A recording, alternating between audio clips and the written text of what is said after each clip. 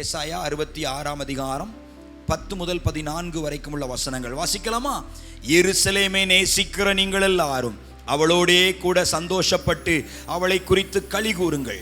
அவள் நிமித்தம் துக்கித்திருந்த நீங்கள் எல்லாரும் அவளோடே கூட மிகவும் மகிழுங்கள்.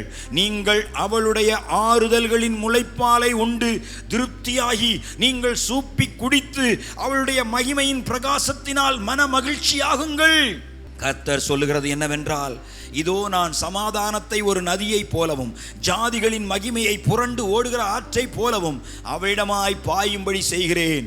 அப்பொழுது நீங்கள் முளைப்பால் குடிப்பீர்கள், இடுப்பில் வைத்து சுமக்கப்படுவீர்கள், முழங்காலில் வைத்து தாளாட்டப்படுவீர்கள்.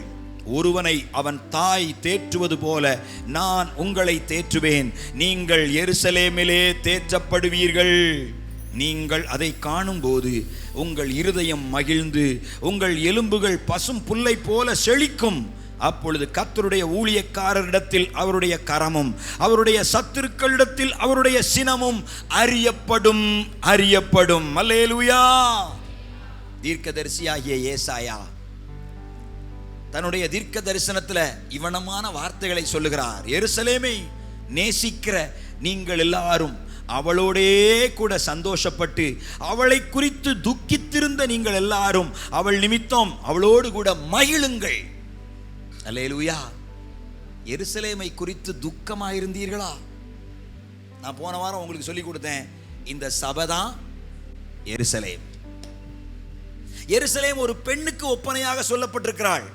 அந்த பெண் யார்? அவள் தான் மணவாட்டி.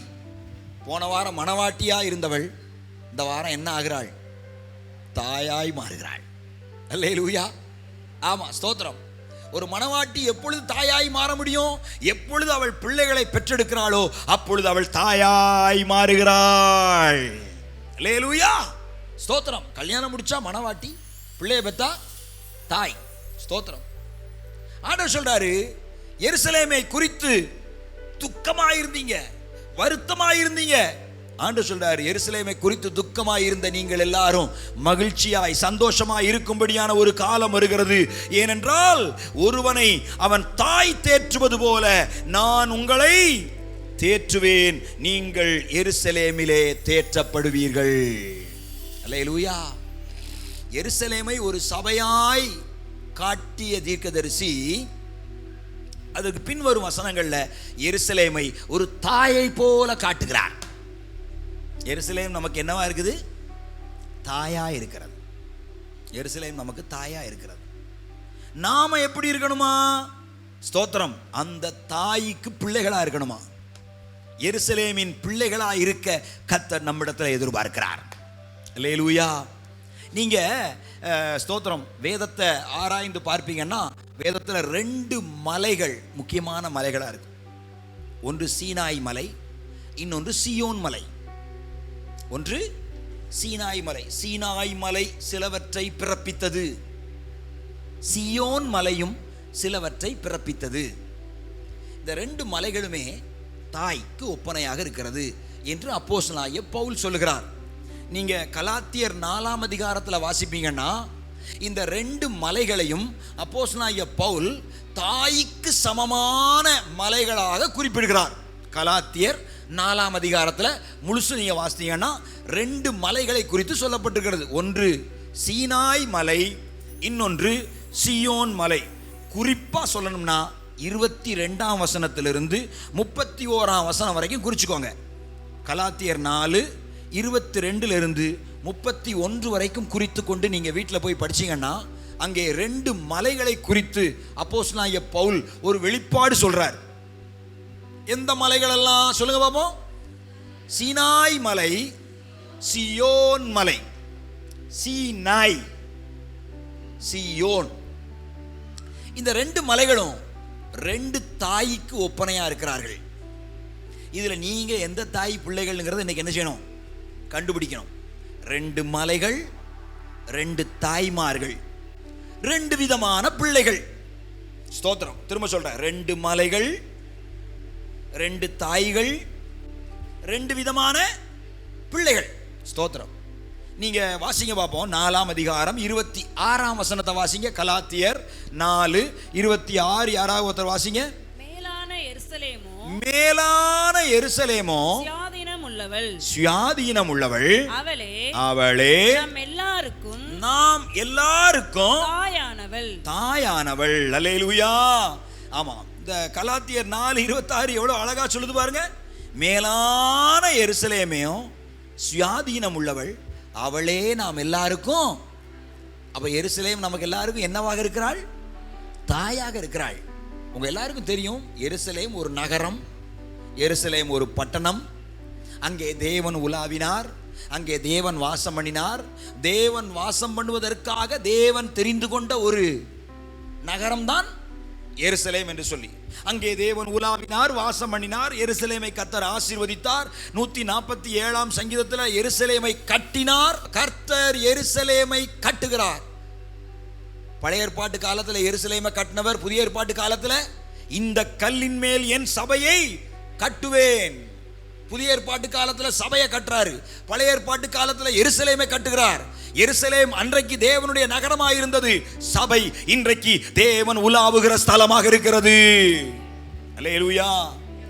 இந்த சபையை கர்த்தர் இந்த வாரம் ஒரு தாயை போல நமக்கு காட்டுகிறார். அப்போஸ்தலனாகிய பவுல், ஒரு தாய் இல்லப்பா, 2 தாய் இருக்கு. ஒன்று சீனாய் மலையில பிறந்த தாய், இன்னொன்று சியோன் மலையில பிறந்த தாய். இந்த 2 தாயுமே பிள்ளைகளை பெற்றெடுக்கிறாங்க. இந்த சீனாய் மலை எப்படிப்பட்ட பிள்ளைகளை பெற்றெடுக்கிறது? நியாயப்பிரமாணத்தினால் பிறக்கிற பிள்ளைகளை பெற்றெடுக்கிறது. இன்னும் சொல்ல போனா மாம்சத்தின்படியான பிள்ளைகளை பெற்றெடுக்கிறது. அதுதான் சீனாய் மலை. சியோன் மலை என்று ஒரு மலை இருக்கிறது. அந்த மலையும் பிள்ளைகளை பெற்றெடுக்கிறது. அந்த மலையை குறித்து இந்த ஏசாயா தீர்க்கதரிசி இப்படி சொல்றாரு. அந்த 66க்கு வாங்க. ஸ்தோத்திரம். 8ஆம் வசனம். இப்படிப்பட்டவைகளை கேள்விப்பட்டது யார்? இப்படிப்பட்டவைகளை கண்டது யார்? ஒரு தேசத்திற்கு ஒரே நாளில் பிள்ளை பேறு வருமோ? ஒரு ஜாதி ஒருமிக்க பிறக்குமோ? சியோனோவெனில் ஒருமிக்க வேதனைப்பட்டும் தன் குமாரரை பெற்றும் இருக்கிறது. பார்த்தீங்களா? சியோனோவெனில், சியோன் மலையோவெனில் ஒருமிக்க வேதனைப்பட்டும் தன் குமாரரை பெற்றும் இருக்கிறது. அப்ப சியோன் மலையும் என்ன செய்யுது? பிள்ளைகளை பெற்றெடுக்கிறது. நீங்க கலாத்தியர் 4க்கு வந்தீங்கன்னா சீனாய் மலையும் பிள்ளைகளை பெற்றெடுக்கிறது நீங்க அங்க பார்க்கலாம். 24 வாசிங்க. இவைகள் ஞான அர்த்தம் உள்ளவைகள். அந்த ஸ்திரீகள் 2 ஏற்பாடுகளாம். அந்த ஸ்திரீகள் 2 ஏற்பாடுகளாம். ஒன்று சீனாய் மலையில் உண்டான ஏற்பாடு. சீனாய் மலையிலிருந்து உண்டான ஏற்பாடு. அது அடிமைத்தனத்திற்கு உள்ளாக, அது அடிமைத்தனத்திற்கு உள்ளாக பிள்ளை பெறுகிறது. பிள்ளை பெறுகிறது. அது ஆகார் என்பவள் தானே. அது ஆகார் என்பவள் தானே. அப்போ சீனாய் மலையும் பிள்ளை பெறுகிறது. அந்த பிள்ளை என்ன பிள்ளையா? அடிமையின் பிள்ளை, மாம்சத்தின்படி பிறந்த பிள்ளை. அல்லேலூயா. சீனாய் மலையும் பிள்ளை பெறுகிறது. சீனாய் மலையில ஆக்சுவலா என்ன பிறந்தது? நியாயப்பிரமாணம் பிறந்தது. சீனாய் மலையில தான் ஆண்டவர் மோசேக்கு எதை கொடுத்தாரு? நியாயப்பிரமாணத்தை கொடுத்தாரு. அந்த நியாயப்பிரமாணத்தினால் பிறந்த அன்றைக்கு இருந்த மாம்சத்தின்படியான இஸ்ரவேல் ஜனங்கள் அடிமைகளானார்கள். அந்த நியாயப்பிரமாணத்தை நிறைவேற்றாமல் போனபடினாலே மாம்சத்தின்படியான இஸ்ரவேல் ஜனங்கள் எல்லாரும் அடிமைப்பட்டு போனார்கள். ஆனா அந்த சீனாய் மலை பக்கத்துல இன்னொரு மலை இருக்குது. அந்த சீனாய் மலை கூடவே இன்னொரு மலை இருக்கிறது. அந்த மலை சியோன் மலையாக இருக்கிறது. அல்லேலூயா. அந்த சியோன் மலையை குறித்து தான் வேதம் சொல்லுகிறது. 26ஆம் வசனத்துல, மேலான எருசலேமோ சுயாதீனம் உள்ளவள் அவளே நாம் எல்லாருக்கும் தாயானவள். அப்புறம் பாருங்க, அதை வாசிங்க பார்ப்போம். 28ஆம் வசனம். சகோதரரே, நாம் ஈசாக்கை போல வாக்குத்தத்தத்தின் பிள்ளைகளாய் இருக்கிறோம். அப்ப வாக்குத்தத்தத்தினால பிள்ளையை பெத்தா அந்த பிள்ளை யாரு? அந்த பிள்ளை யாரு? சியோன் மலைக்கு பிறந்த பிள்ளை. அந்த பிள்ளைக்கு தாய் யாரு? எருசலேம். அந்த பிள்ளைக்கு தாய் யாரு? எருசலேம். வாக்கு தத்தத்தினால ஒரு பிள்ளை வருமானால் அந்த பிள்ளை சியோன் மலையினிடத்துல பிறந்த பிள்ளை. அந்த பிள்ளைக்கு எருசலேம் தாயா இருக்கிறது. நல்ல கவனிங்க. நீங்க ஒருவேளை சாராள் பெத்த பிள்ளைன்னு சொல்லலாம். இல்லைங்க, அது வாக்குத்தத்தத்தினால வந்தபடினால அது சீயோன் மலையினிடத்துல பிறந்த பிள்ளையா இருக்கிறது. அந்த பிள்ளை ஒரு நாள் அடிமை ஆகாது. எதினாலும் அந்த பிள்ளையை அடிமைப்படுத்த முடியாது. ஏனென்றால் அது வாக்குத்தத்தத்திற்கு பிறந்த சுதந்திரவாளியாக இருக்கிறது என்று வேதம் சொல்லுகிறது. அந்த வசனத்தை வாசிங்க பார்ப்போம். ஆகிலும் மாம்சத்தின்படி பிறந்தவன், நல்ல கவனிங்க, மாம்சத்தின்படி பிறந்தவன் ஆவியின்படி பிறந்தவனை அப்பொழுது துன்பப்படுத்தினது போல இப்பொழுதும் நடந்து வருகிறது, இப்பொழுதும் துன்பப்படுத்துவான். அதை குறித்து வேதம் என்ன சொல்லுகிறது? அடிமையானவளின் மகன் சுயாதீனம் உள்ளவருடைய குமாரனோடே சுதந்திரவாளியா இருப்பதில்லை. ஆகையால் அடிமையானவளை புறம்பே தள்ளி என்று சொல்லுகிறது. அல்லேலூயா. இப்படி இருக்க சகோதரரே, நாம் அடிமையானவளுக்கு பிள்ளைகளாயிராமல் சுயாதீனம் உள்ளவளுக்கே பிள்ளைகளாய் இருக்கிறோம். அல்லேலூயா. நீங்க வாக்குத்தத்தத்தினால பிறந்தீங்கன்னா நீங்க அடிமைகள் இல்ல, நீங்க சுயாதீனம் உள்ளவர்கள், சொத்துக்கு உரியவர்கள் என்று வேதம் சொல்லுகிறது. நான் ரொம்ப குழப்பிட்டே இருக்கிற மாதிரி உங்களுக்கு தோணும். நான் சிம்பிளா சொல்லி உங்களுக்கு விளக்குறேன். 2 விதமான பிள்ளைகளை ஆபிரகாம் மூலமா தேவன் உருவாக்கி விடுறாரு. ஒன்று மாம்சத்தில் பிறப்பது. நான் அந்த பிள்ளைய வேண்டாம் சொல்லலை. அன்றைக்கு ஆபிரகாமுக்கு அது தேவையா இருந்தது, அன்றைக்கு அந்த பிள்ளை பிறந்தது. ஆனா ஆண்டவருக்கு தேவையான பிள்ளை எந்த பிள்ளை தெரியுமா? வாக்குத்தத்தத்தினால் பிறந்த ஈசாக். ஈசாக்கு தேவன் சொன்னதுனால, தேவன் விரும்பினதுனால இந்த உலகத்துல பிறந்த பிள்ளையாக்கும் ஈசாக். அவனுக்கும் மாம்சத்துக்கும் சம்பந்தம் இல்லை. அவர்கள் மாம்சத்துல 100 வயசு வரைக்கும் முயற்சி பண்ணி முடியாம தேவனுடைய வாக்குத்தத்தத்தை விசுவாசித்ததுனால பெற்றுக்கொண்ட பிள்ளை தான் ஈசாக்.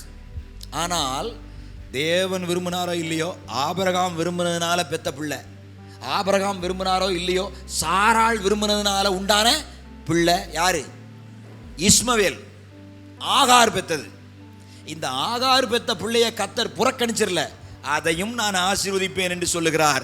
ஆனால் சுதந்திரவாளியானவன் யார் என்று வேதம் சொல்லுகிறது?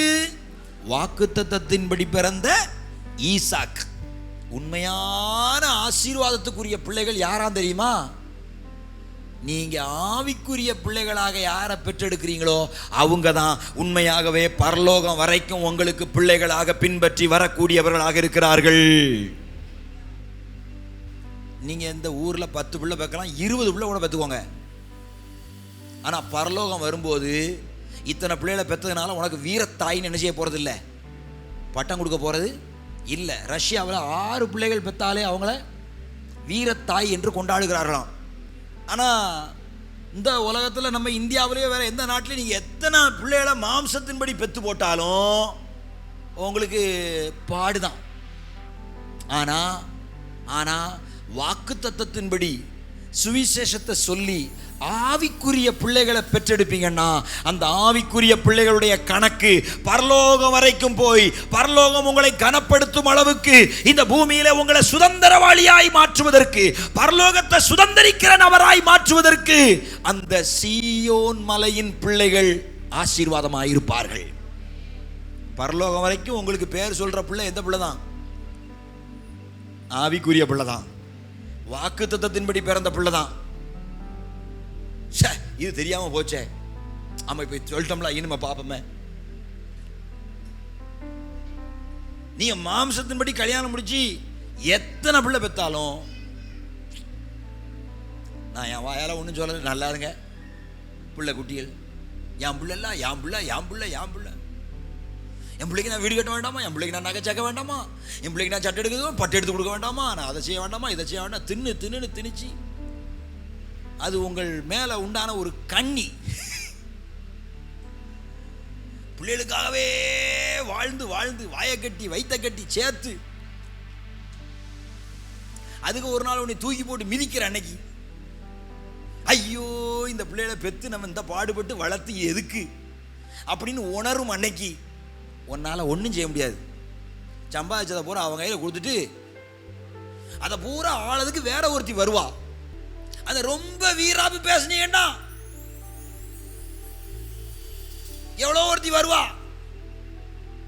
அவள்கிட்ட பணிஞ்சு எம்மா தாயேன்னு சொல்லி எழுதி பண்ணிருக்கோம், கஞ்சி வாங்கி குடிக்க வேண்டியது.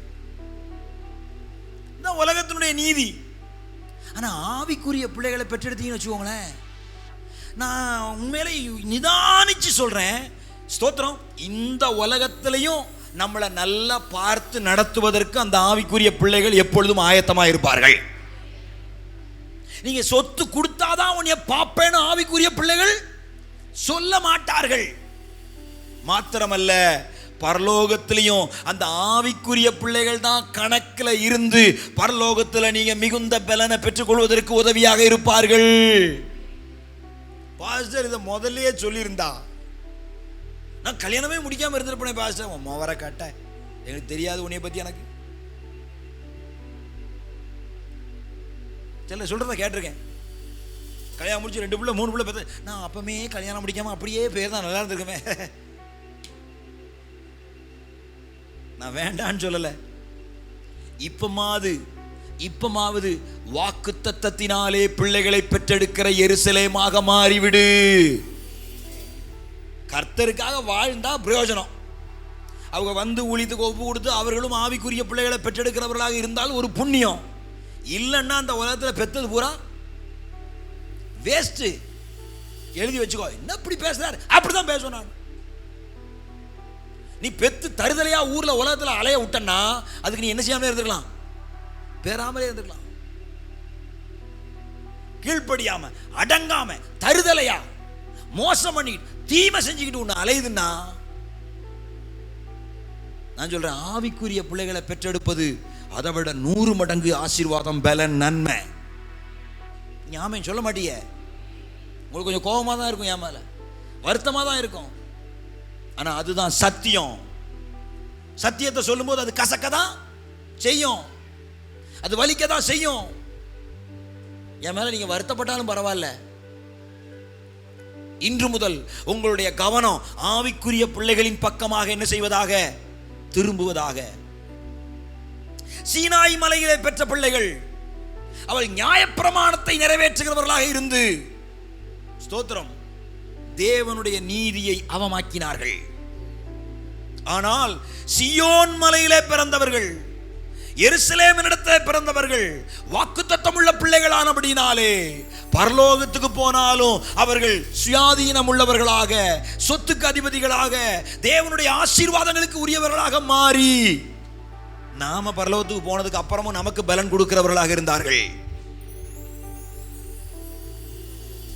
நான் இன்னைக்கு எங்க பிள்ளைகிட்ட சொல்லிதான் வளர்க்கும், ஏய், உங்களில் யாரையும் நம்பி நாங்கள் இல்லை.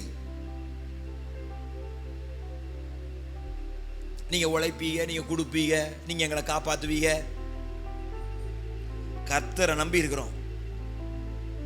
யாரையாயிலும் கொண்டு கர்த்தர் எங்களை போஷித்து காப்பாற்றுவார். நாங்க ஆவிக்குரிய பிள்ளைகளை பெற்றெடுப்பதற்காக பட்ட பிரயாசத்தின் பலன, ஸ்தோத்திரம். இதுக்கு ஆண்டவர் என்கிட்ட அப்படி பேசுறாரு தெரியல. சமீபத்தில் கூட ஆண்டவர் என்கிட்ட பேசினார்.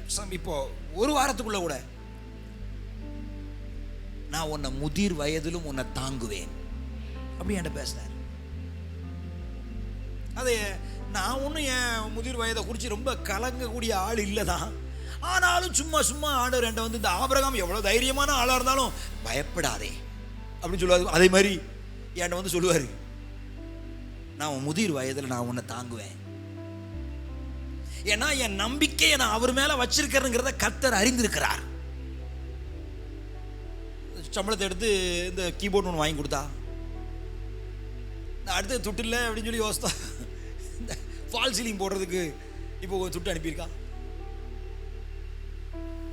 நான் சொல்லிட்டேன், நீ உழைச்சி அவ்வளவு என்ன கட்டு, சபையை கட்டு, ஊழியத்தை செய்யுங்க. நீங்க ஊழியத்தை செஞ்சீங்கன்னா அதற்கு கர்த்தர் எங்களுக்கு பலன் கொடுப்பதற்கு உண்மை உள்ளவராக இருக்கிறார்.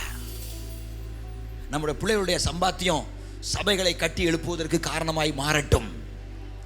நம்ம பிரயாசம் ஆவிக்குரிய பிள்ளைகளை பெற்றெடுப்பதற்கு காரணமாய் மாறட்டும். பரலோகம் நமக்கு பலன் கொடுக்க உண்மை உள்ளதாக இருக்கிறது. இந்த உலகத்தில் அவ்வளவு பிளான் போட்டு, இங்கே இன்வெஸ்ட் பண்ணால் அவ்வளோ வரும், அங்கே லேண்ட் வாங்கி போட்டால் அது அத்தனை மடங்கு மாறும், இங்கே நகை வாங்கி போட்டோம்னா இது இத்தனை நாளில் இவ்வளவாய் மாறும், இந்த நகை கடையில் சீட்டு கட்டினோம்னா செய்கூலி சேதாரம் கிடையாது, என்னென்ன பிளான்லாம் போட்டு உருட்டி பெரட்டி கடைசியில் மாத கடைசியில் கடன் வாங்கிக்கிட்டு கஞ்சிக்கு வழி இல்லாத கதையாக தான் இருக்கு. கர்மம் எதுக்கு இந்த வாழ்க்கை? கர்த்தரை நம்பி விசுவாசத்தோடு தேவனுடைய ராஜ்யத்தில் விதைக்கிற புத்திசாலிகள் பாக்கியவான்கள். அல்லேலூயா. நான் உங்களை சொத்து சேர்க்க வேண்டாம் சொல்லல, நகை வாங்க வேண்டாம் சொல்லல. உங்க இருதயம் எதன் மேல் இருக்கிறது என்பதை அவ்வப்போது சோதித்து பாருங்கள். உங்க நம்பிக்கையை நீங்க எதன் மேல வச்சிருக்கிறீங்க என்பதை அவ்வப்போது சோதித்து பாருங்கள். உங்க நம்பிக்கை உங்க வேலை மேலையா? உங்க நம்பிக்கை உங்க பிள்ளைகள் மேலையா? உங்க நம்பிக்கை உங்க வருமானத்தின் மேலையா? அப்படியானால் நீங்கள் சீனாய் மலையின் மேல நம்பிக்கை வைத்திருக்கீங்கன்னு அர்த்தம். நீங்கள் சீயோன் மலையை நம்புவீர்களானால், நீங்கள் எருசலேமை நம்புவீர்களானால், ஆவிக்குரிய பிள்ளைகளை பெற்றெடுப்பதற்கு இன்றைக்கு ஒரு தீர்மானம் எடுப்பீர்கள். நான் சொல்றேன், ஆவிக்குரிய பிள்ளைகள் இந்த உலகத்திலையும் உங்களுக்கு ஆசீர்வாதமா இருப்பாங்க, மறுமையிலும் உங்களுக்கு ஆசீர்வாதமா இருப்பார்கள். அந்த ஆவிக்குரிய பிள்ளைகளைத்தான் எருசலேம் பெற்றெடுத்தது. நீங்களும் நானும் அந்த எருசலேமின் பிள்ளைகளாக இருப்போமானால் நாமும் ஆவிக்குரிய பிள்ளைகளை பெற்றெடுக்கிறவர்களாக இருப்போம். இன்னைக்கு காலையில் ஆராதனையை முடிச்சுட்டு வந்துட்டு இருக்கும்போது ஒரு வெளிப்பாடு.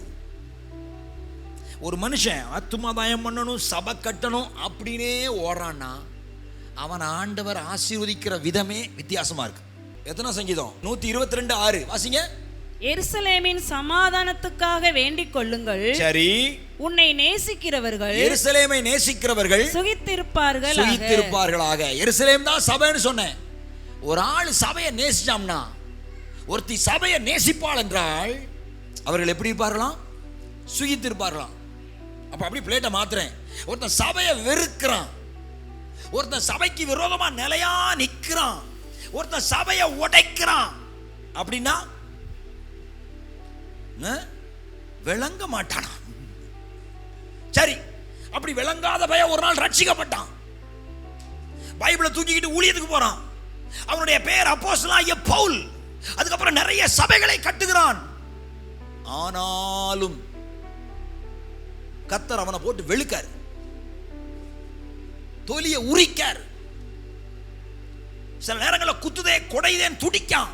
கர்த்தர் சொல்றாரு, ஏன் உன் பலவீனத்துல என் பலன் பூரணமா சுகமாக்கு. சுகம்லாம் ஆக்க முடியாது. ஏன் ஆண்டவரே? நீ படுத்தின பாடு கொஞ்சம் பாடா.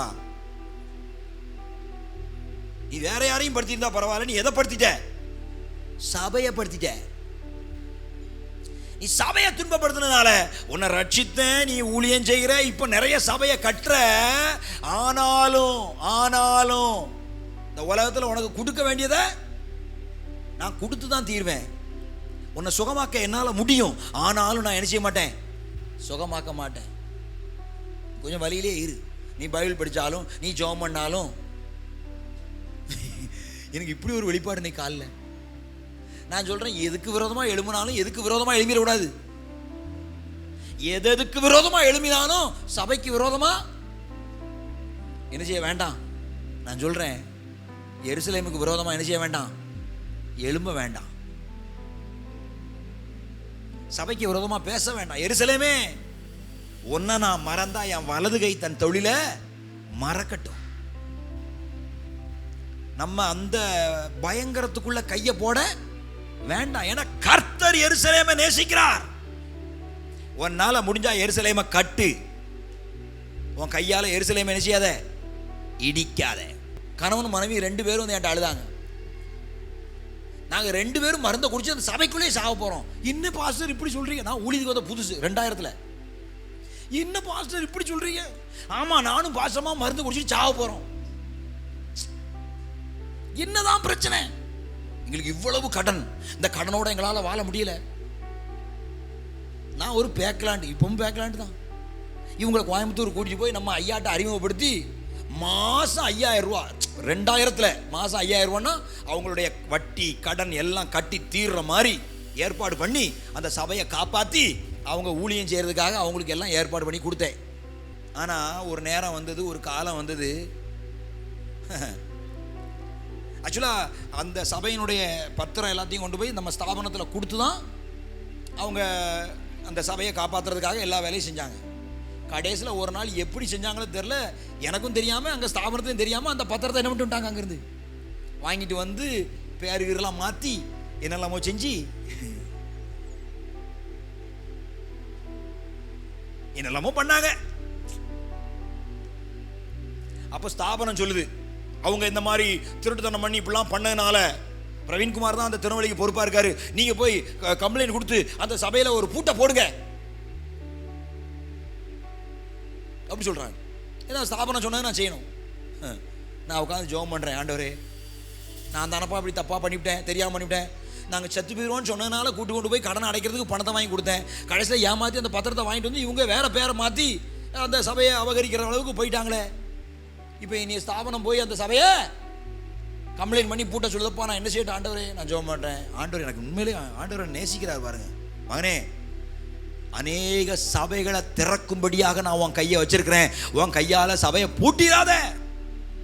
அப்போ பணம் பூடி, பணம் கிடக்கு, ஏமாத்திட்டு போனா ஏமாத்திட்டு போறான், கொண்டு போறான். உன் கையால் ஒரு சபையை நீ இணைஞ்சிடாத, பூட்டிடாத சொல்லி கொடுக்காரு ஆண்டவர். இப்போ நான் தான் மாதம் 5000 ரூபா ஒரு 3-4 வருஷம்னா எத்தனை ஆயிரம் ஆச்சு? 2000 இவ்வளோ பணத்தை என்னைய நம்பி தானே கொடுத்தாங்க. இப்போ நான் அந்த ஆளு நம்பிக்கை துரோகம் பண்ணிட்டு போயிட்டார், என்கிட்ட கேட்பாங்களா, நான் என்ன செய்யட்டும்? ஸ்தாபனம் சொல்லுது, போங்க பூட்டுங்க, கம்ப்ளைண்ட் கொடுங்க. ஆண்டவரே நான் என்ன செய்யட்டும்? கத்த சொல்றாரு, மகனே ஏமாத்தினவன் ஏமாத்திட்டு போட்டோம், ஆனால் உன் கையால் போய் ஒரு சபையை நீ என்ன செய்யாத, பூட்டாத. நான் ஐயா என்னைய மன்னிச்சிருங்க ஐயா, நான் தெரியாமல் தப்பான ஆளை கொண்டு வந்து உங்கள்கிட்ட விட்டேன், நீங்களும் என்னைய நம்பி பணத்தை கொடுத்தீங்க, இன்றைக்கி அந்த ஆள் ஏமாற்றிட்டான், நான் என்னையா செய்ய, என்னையால் அந்த சபையை போய் என்ன செய்ய முடியாது, பூட்ட முடியாதுயா, என்னைய மன்னிச்சிருங்க அப்படியே விட்டுருங்கய்யா அப்படின்னு சொல்கிறேன். ஒரு ஐயா பார்த்தாரு, ஏப்பா இவன் ஏமாந்த பையப்பா, இப்படி தப்பான ஆள், இனிமேல் இந்த மாதிரி தப்பான ஆளை கொண்டு விடாதப்பா, எவ்வளோ 1000 ஸ்தாபனத்துக்கு நஷ்டம் ஒன்னியால, ஐயா என்ன கொஞ்சம் கொஞ்சமாக தாரையா மணி தந்து கிழிச்சப்பா. 2 திட்டுனாங்க, 2 ஏசினாங்க, அவ்வளோத்தையும் வாங்கி கட்டிக்கிட்டு ஏசப்பான்னு வந்துட்டேன். ஆனால் அன்றைக்கி வருஷம் 20, 22, 25 தாண்டிட்டு கர்த்தர் அவர்களை பார்த்து கொள்கிறார். ஆனால் இந்த கையால் நான் ஒரு சபையை என்ன செய்யலை, பூட்டலை. பூட்ட வேண்டிய நெருக்கடியான சூழ்நிலை வந்தாலும் நான் என்ன செய்யலை, பூட்டலை. ஸ்தோத்திரம். இந்த கைகளை கொண்டு கர்த்தர் சபைகளை திறப்பதற்காக தான் வைத்திருக்கிறாரே தவிர, அது எப்படியாப்பட்ட சபையாக இருந்தாலும் அதை நான் பூட்ட, அதில் 4 கிளவினாலும் போய் என்ன செய்யட்டும், ஜெபம் பண்ணிட்டு வரட்டும். சபைகளை திறப்பதற்காகவும் சபைகளை உருவாக்குவதற்காகவும் சபைகளை கட்டி எழுப்புவதற்குமான அபிஷேகத்தை கர்த்தர் நம்ம மேல வைத்திருக்கிறார். அல்லேலூயா.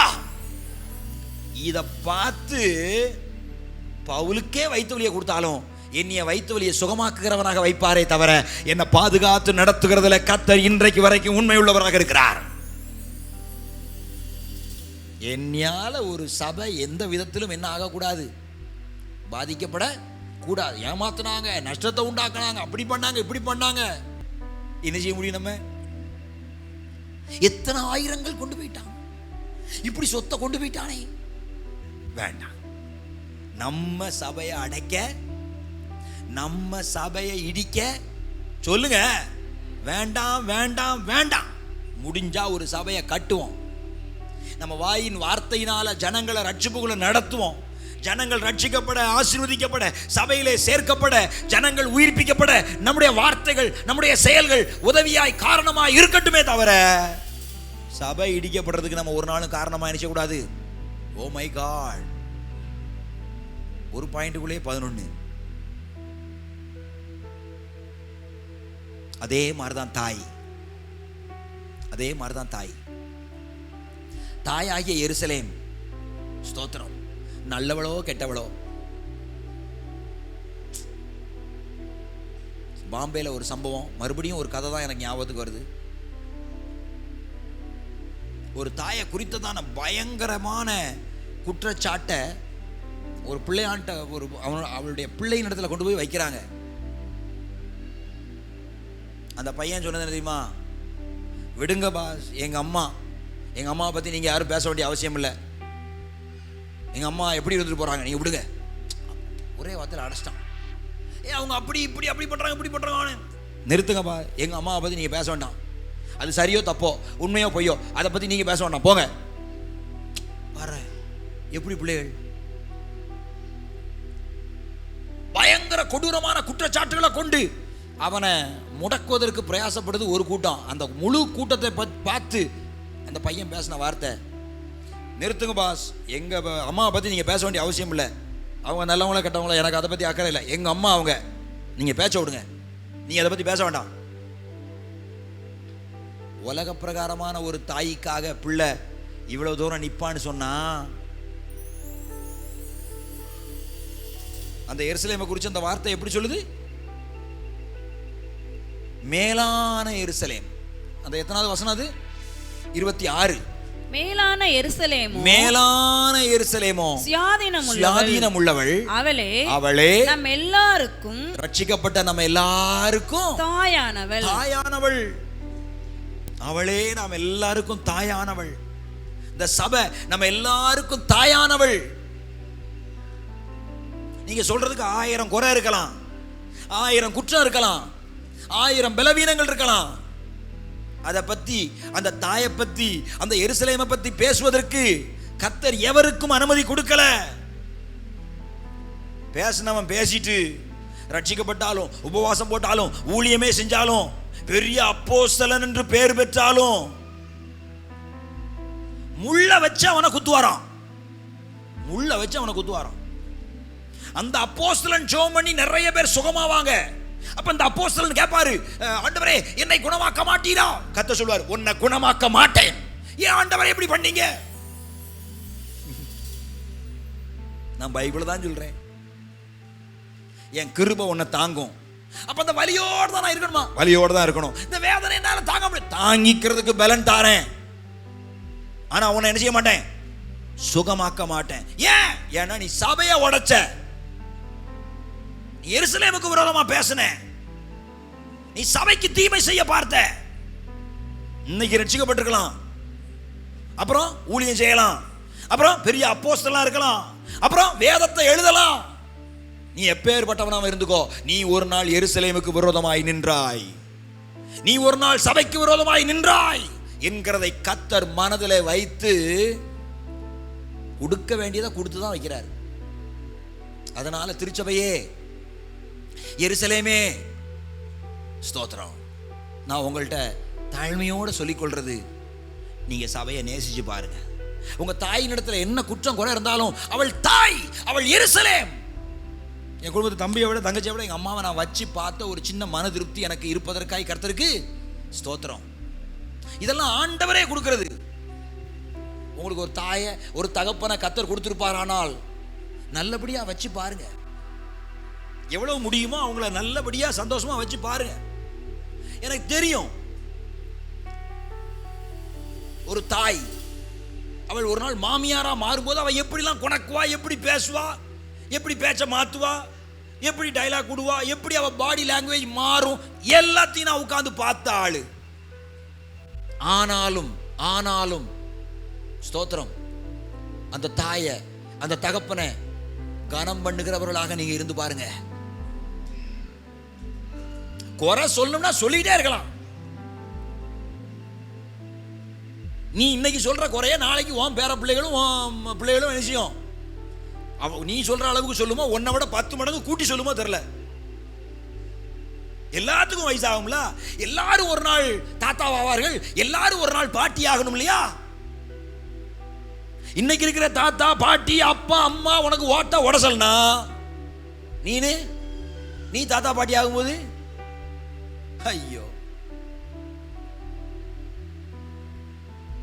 உலக பிரகாரமானவங்களுக்கே கணக்கெல்லாம் அவ்வளவு துல்லியமா இருக்கும்போது, ஆவிக்குரியவர்கள் பரலோகத்துக்கு வரணும்னு சொல்லி ஆண்டவர் ரொம்ப கரெக்டா கணக்கு பண்ணுவார். நான் சொல்லிடுறேன், உங்க மாமியார தாயை போல பாருங்க. நான் எங்க அம்மாவை வச்சு பார்த்ததுல ஒரு திருப்தி இல்லாதனால எங்க மாமியாரை விட மாட்டேங்க. உங்களால முடிஞ்சா அவர்களை சந்தோஷப்படுத்தி வைக்கிறதுக்கு பிரயாசப்படுங்க. நீங்க அவர்கள் மேல் அன்பா இருக்கிறோம் என்பதை காட்டுங்கள். இந்த பழைய ஆட்கள் மாதிரி அப்படியே ஒரு மாதிரி இறுக்கமாவே இருக்காதீர்கள்.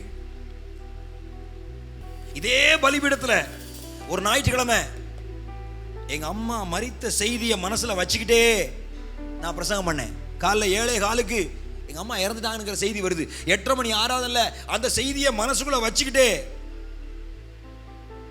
ஒரு அலசடி இல்லாம, ஒரு கலவரம் இல்லாம, ஒரு பிரச்சனை இல்லாம, ஒரு தடங்கள் இல்லாம ஆராதிச்சு பாட்டு பாடி ஜெபம் பண்ணி வசனத்தை போதிச்சு எல்லாம் முடிச்சிட்டு தான் எங்க அம்மா இறந்து போயிட்டாங்க, நான் போறேன், நீங்களும் வாங்க அப்படின்னு சொல்லிட்டு கிளம்பி போனேன். 7:15 செய்தி வந்த உடனே ஏமான்னு ஒரு நிமிஷம் நான் தூக்கி போட்டு போயிருக்க முடியும். அன்னைக்கு சுவிசேஷத்து நிமித்தம் நான் தாயை இழந்து நிற்கிறேன். சுவிசேஷத்தை சொல்ல வேண்டியதை சொல்லி முடிச்சுட்டு நான் போறேன் ஆண்டவரே நின்னேன். சுவிசேஷத்து நிமித்தம் ஒரு தாயை இழந்ததுனால இன்னைக்கு அநேக தாய்மார கர்த்தர் எனக்கு தந்திருக்கிறார். தாயை போல நேசிக்கிற அநேக தாய்மார கர்த்தர் தந்திருக்கிறார். நான் சொல்றேன், இயேசு கிறிஸ்துவுக்காக ஸ்தோத்திரம். உங்க தாய்மார நேசிங்க, உங்க தகப்பன்மார நேசிங்க. ஐயோ எனக்கு தகப்பனும் இல்லை தாயும் இல்லையே. உங்களுக்கு கர்த்தர் கொடுத்த ஆவிக்குரிய தகப்பனை, ஆவிக்குரிய தாயை நேசிங்க. அவர்களை தகப்பனாய் பார்த்து கனம் பண்ணுங்கள். ஒரு பிள்ளை நம்ம சபையே இல்லை, நம்ம சபையே இல்லை. ஒரு பிள்ளை, அந்த பிள்ளைக்கு ஒரு மாப்பிள்ளை பார்த்து காரியங்களை செய்யறதுக்காக பேசினேன். அந்த பிள்ளை பெங்களூர்ல வேலை செய்யற. அப்பா அப்பாங்க எனக்கு உடனே உருக்கு. ஆண்டவரே இந்த பிள்ளை எப்படியாவது ஆசீர்வச்சிருங்கப்பா, அப்பான்னு காலப்பா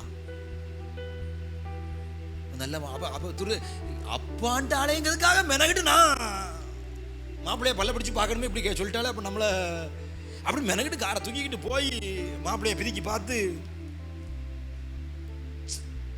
ஏன் இவ்வளவு பிரயாசப்படுறோம்? நம்மளை தகப்பனா ஏற்றுக்கொண்டா நம்ம பிள்ளைகளுக்குரிய அந்த கனத்தை கொடுத்து அவர்களுக்கு நன்மை உண்டாகும்படி அவர்களை நாம் ஆசீர்வதிக்கிறோம், ஜெபிக்கிறோம், பிரயாசப்படுகிறோம். அதற்கேற்ற பலனை கர்த்தர் கொடுப்பதற்கு உண்மை உள்ளவராக இருக்கிறார். நான் சொல்றேன், கர்த்தர் உங்களுக்கு கொடுத்த ஆவிக்குரிய தாயை தகப்பனை, அல்லது மாம்சத்தின்படி கர்த்தர் கொடுத்த தாயை தகப்பனை, 1000 குறைகள் இருந்தாலும் குற்றங்கள் இருந்தாலும் அவர்களை அந்த பலவீனத்தோட ஏற்றுக்கொண்டு அவர்களை நேசிக்கவும் கீழ்ப்படியவும் பராமரிக்கவும் உங்களை ஒப்பு கொடுத்து பாருங்க. கர்த்தர் அதை பார்க்கிறார். எருசலேமை நேசிக்கிறவர்கள் சுகித்தார்கள். எருசலேம் தாயா இருக்கிறாள். நான் சொல்ற, தாயை நேசிக்கிறவர்களும் சுகித்திருப்பார்கள். ஒரு புதிய தலைமுறை புறப்பட்டு வருகிறது. அவர்களுக்கு இந்த சத்தியம் போதிக்கப்படவில்லை. தகப்பனை துஷ்பிரயோகம் பண்ணுகிற, தாயை அவமரியாதை செய்கிற ஒரு சந்ததி எழும்பி வருகிறது. அவர்களுக்கு மறுபடியும் இந்த வேதம் போதிக்கப்பட வேண்டியதாக இருக்கிறது. எருசலேம் ஒரு தாயா இருக்கிறபடினால் அந்த எருசலேமை நேசிக்க சொல்லி கற்றுக் கொடுக்க வேண்டியது அவசியமாக இருக்கிறது. நீங்களே இன்னைக்கு ஒரு தாயா தகப்பனா மாறி இருக்கலாம், உங்களுக்கே பேரம் பேத்தி இருக்கலாம். But go and search for a spiritual father and mother. நீங்க உங்க ஆவிக்குரிய தாயை தகப்பனை தேடுங்க. சாவர வரைக்கும் உங்களுக்கு ஆவிக்குரிய தகப்பன் தாய் இருக்கணும். அவர்களை நீங்க நேசிக்கணும், அவர்களை நீங்க போஷித்து காப்பாற்றணும், அவர்களை நீங்க பராமரிக்கணும். அதற்கேற்ற பலனை உங்களுக்கும் உங்க தலைமுறைகளுக்கும் கொடுக்க கர்த்தர் உண்மை உள்ளவராக இருக்கிறார். மேலான எருசலேம், மேலான எருசலேம் நாம் எல்லாருக்கும் தாயா இருக்கிறாள். சபை எருசலேம். தாய் சபையை நேசிக்கிறவர்கள் தேவனால் கனப்படுத்தப்படுவார்கள், கர்த்தரால் ஆசீர்வதிக்கப்படுவார்கள்.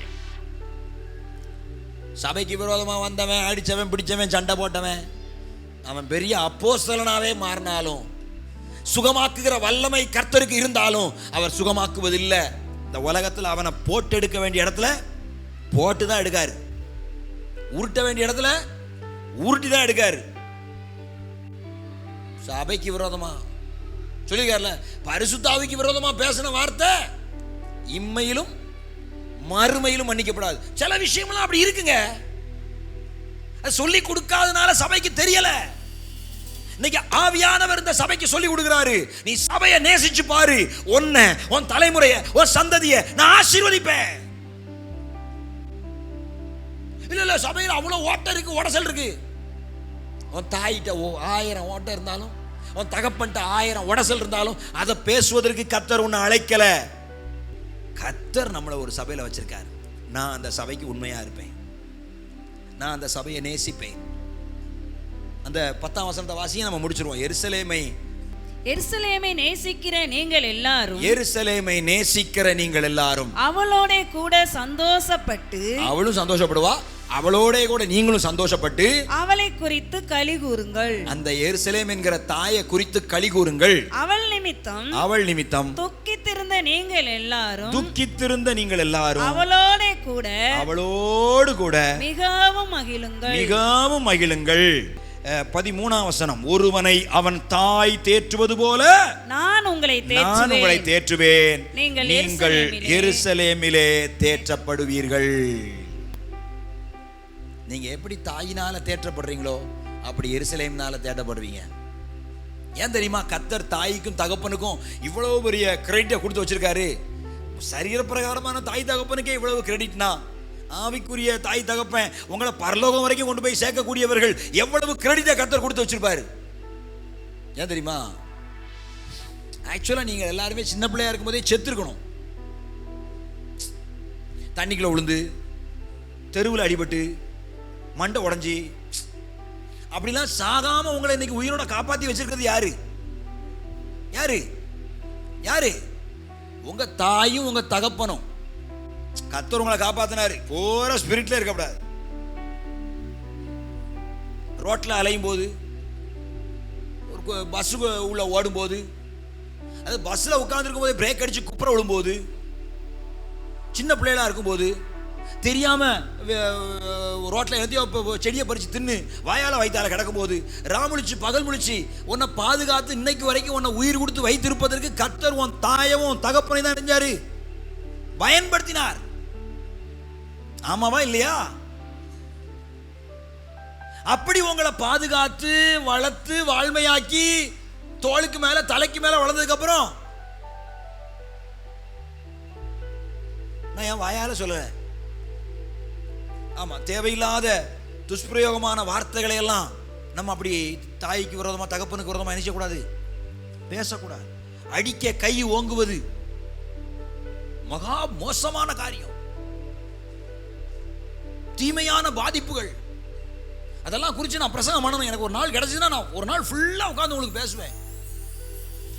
இன்னைக்கு ஆண்டோட மன்னிப்பு கேளுங்க. தாயவோ தகப்பனையோ அடிச்சிருப்பீங்கன்னா பைபிள்ல சொல்லிருக்கு, அவர்களுடைய விளக்கு காரிருள்ள அணையுமா. அடப்பா, கொஞ்சம் வெளிச்சம், கொஞ்சம் மங்கலா வெளிச்சம் இருக்கும்போது அணைஞ்சா கூட தட்டி தடுமாறியாவது போய் சேர்ந்துடலாம். கடும் இருட்டு இருக்கும்போது அவங்க விளக்கு அணையுமா. பைபிள் நான் பேசுறதையே நீங்க இவ்வளவு ரஃபா பேசுறாரு. நான் எங்க ஃபுல்லா பைபிள் தான் பேசுறேன். பைபிளை நீங்க சரியா படிச்சுன்னா இது என்னை விட 10 மடங்கு ரஃபா இருக்கும். இயேசு பேசுனதெல்லாம் நீங்க கேட்டீங்கன்னா, இயேசு பண்ண பிரசங்கத்தெல்லாம் நீங்க சரியா வாசிப்பீங்கன்னா, என்னைய விட 100 மடங்கு கடுமையா பேசுறாரு இயேசு. நான் அவர் பேசுனதை எடுத்து பல லிட்டர் தண்ணியை கலந்து உங்களுக்கு கொடுத்தாலே நீங்க ஏன் அப்பா இப்படி காரமா இருக்கேன் கீழே, நான் வசனத்தை அப்படி ராவா எடுத்து ஊத்தணும், வயிறெறிது நெஞ்செறிதுன்னு ஓடிடுவீங்க. வசனம் அப்படிதான் இருக்கு. வேண்டாம், நான் அன்பா சொல்றேன். நம்ம சபை, நம்ம எருசலேம், நம்முடைய தாய், நம்முடைய தகப்பன். ஸ்தோத்திரம். சில பயலெல்லாம் இருக்காங்க. நான் சகோதரர்களுக்கு சொல்றேன், கல்யாணம் முடிச்சு பொண்டாட்டியை கண்டாம்னா என்னமோ காணாத கண்ட மாதிரி கிடந்து உன்னை பெத்து வளர்த்து உன்னை ஆளாக்கி உனக்கு அந்த நல்ல பொண்ணை கொண்டு வந்து கல்யாணம் பண்ணி கொடுத்துட்டு நீ என்னமோ பெரிய அந்த உலகத்தில் இல்லாத அழகிய கண்ட மாதிரி அவ பின்னாடி போய்கிட்டு அம்மாவை மதிக்கிறது இல்லை, பேசுறது இல்லை, அன்பு செலுத்துறது இல்லை. இன்னைக்கு வரைக்கும் பாஸ்டர்மாட கேட்டு பாருங்க. நியாயம்னா நியாயம்தான், நியாயமான இல்லை, உண்மையாது இல்லைங்க. சில நான் இப்படி சொல்றேன் வருத்தப்பட, சில ஆட்கள் இருக்கான் அம்மாட்ட ஏண்டுக்கிட்டு மனைவியை போட்டு அடிக்கிறதும், மனைவி பேச்சை கேட்டு அம்மாவுக்கு விரோதமா பண்ணுவதும். நான் சொல்ல நியாயமான இல்லைங்க. உண்மையை பேசுங்க, நியாயத்தை சொல்லுங்க. இதெல்லாம் நீங்க குடும்பத்துக்கு தேவை, கிறிஸ்தவ குடும்பத்துக்கு தேவை. நீ தாய்க்கு ஏண்டு மனைவியை போட்டும் அடிக்க வேண்டாம், நீ மனைவிட்ட மயங்கி தாயை போட்டு ஏச வேண்டாம். நியாயம்னா நியாயம்னு சொல்லு. ஏமா அப்படி சொல்லாதீங்கம்மா, இல்லம்மா அப்படி சொல்லு.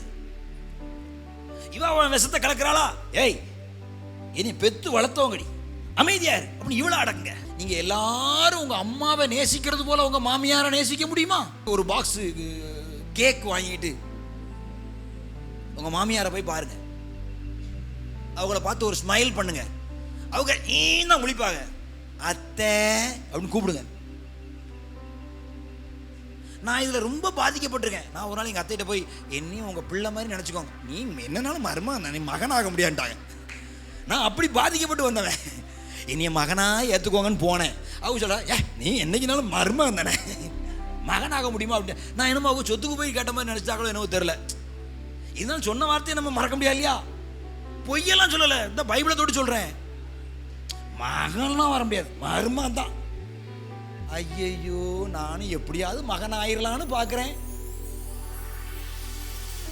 நான் இப்படி நார அடிபட்டு மறுபடியும் மழுங்கி போறேனே. அப்போ நீங்க இந்த பாஸ்டருக்கு விசுவாசியா இருக்கிற நீங்க தாய் தகப்பன் மாமா மாமியை எப்படி வச்சு பார்க்கணும், எப்படி வச்சு கவனிக்கணும்? நீங்க பவுல் கிட்டலாம் போய் படிக்க வேண்டாம், நீங்க பிரவீன்குமார்ட்ட படிச்சாலே எவ்வளவோ நல்லா இருக்கலாம்.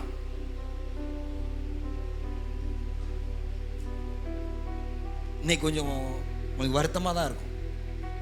ஆனாலும் நான் உங்களை வருத்தப்படுறதுக்காக சொல்லலை. நீங்க தாயை நேசிச்சா, நீங்க எருசலேமை நேசிச்சா, நீங்க சுகித்திருப்பீர்கள் என்று வேதம் சொல்லுகிறது. எவ்வளவு காரிருள் உங்க வாழ்க்கையில வந்தாலும் கர்த்தர் உங்களுக்கு வெளிச்சமாயிருப்பார். அந்த வெளிச்சத்துல நீங்க வெற்றி நடை போட்டு உங்கள் லெக்கை அடைவதற்கு அவர் உங்களுக்கு துணையாயிருப்பார். இதெல்லாத்தையும் கர்த்தர் பார்க்கிறாருங்க, இதெல்லாத்தையும் கர்த்தர் கவனிச்சு பார்க்கிறாரு. நீங்க ஸ்தோத்திரம், மூத்தவர்களுக்கு முதியவர்களுக்கு தாய்க்கு தகப்பனுக்கு ஆவிக்குரிய தாய்க்கு ஆவிக்குரிய தகப்பனுக்கு நீங்க செய்கிறது எல்லாவற்றையும் கர்த்தர் கவனித்து பார்த்து அதற்கேற்ற பலனை கர்த்தர் பரலோகத்தில் வைத்திருக்கிறார்.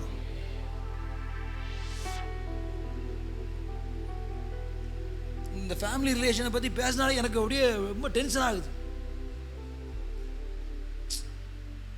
நான் ரொம்ப டென்ஷன் ஆகி ஒரு மாதிரி கிருகுனாகி இந்த சோஃபால இருந்து போன வாரம் அப்படி உட்கார்ந்தேன். ஒரு பிள்ளை வாரா, அப்பா நீ ரொம்ப டென்ஷன் ஆகாதீங்கப்பா, நீ ரொம்ப டென்ஷனாக அழுதுட்டா. எனக்கு அவளை பார்த்து நான் அழுகிறேன். நான் சொல்றேன், பிள்ளைகளை இழந்தவர்களுக்கு கர்த்தர் 100 பிள்ளைகளை தருகிறார். தாயை இழந்தவர்களுக்கு கர்த்தர் 100 மடங்கான தாய்களை தருகிறார். சுவிசேஷத்தை நிமித்தம் கர்த்தருக்காக சபைக்காக நீங்க இழந்தது எல்லாவற்றையும் கர்த்தர் 100 மடங்காய் திரும்ப தருகிற தேவனாக இருக்கிறார். சபைக்காக இழப்பதற்கு ஆயத்தமாகுங்கள். எருசலேமுக்காக ஸ்தோத்திரம் உங்களை உருக்குவதற்கு ஒப்பு கொடுத்து பாருங்கள். கர்த்தர் உங்களை உருவாக்கி அநேக தலைமுறைகளுக்கு ஆசீர்வாதமாக வைப்பார்.